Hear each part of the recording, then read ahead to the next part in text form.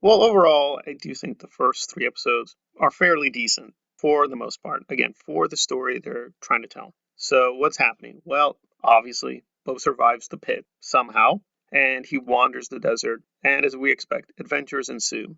So, the series so far seems to be structured with jumping back and forth with Boba in the present, right after Return of the Jedi, technically, and him immediately surviving the pit and trying to get his bearings. So it's him trying to be a crime lord in the present and working with the Tusken Raiders in the past. And if you're a hardcore Star Wars fan, there are a ton of great little Easter eggs.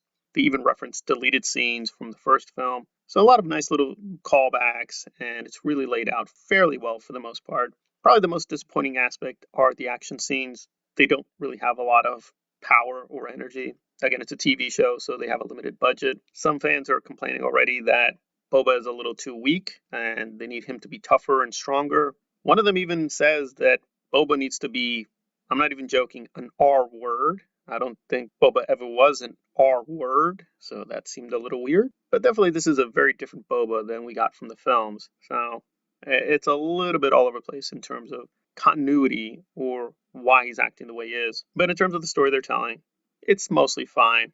Uh, Episode one is him just shoring himself up as a crime boss. Episode two is the consequences of this with the Hutts intervening and an old comrade showing up. I'm not going to spoil it for those who haven't seen it.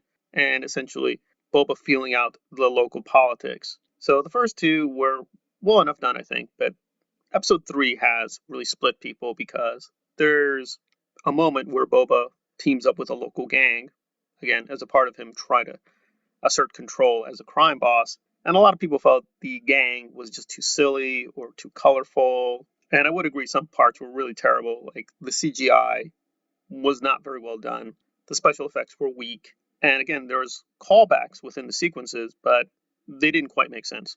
Like I've defended Phantom Menace against a lot of doubters and tried to do some revisionist history showing that it's actually a lot stronger. And they have some interesting callbacks to Tatooine from episode one, but I think they overdid it in a few places and they're trying to integrate the humor, this very George Lucas kind of humor, as well as the names. The names feel a lot like George Lucas.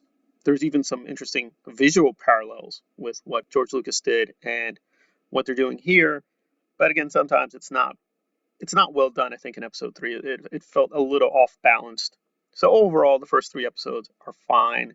It's a very decent program. Don't believe the doubters. Don't believe the haters. I think it's well done. But as a longtime Boba fan, was I disappointed? Yeah, I don't like why they're doing this trajectory. I accept that this is the story they want to tell, but I myself would have preferred, honestly, adventures featuring Bosk and Han Solo and going back to that, or at least doing a few episodes there. And then, of course, if Boba wants to move on, that would make sense. This one just feels like a different kind of Boba.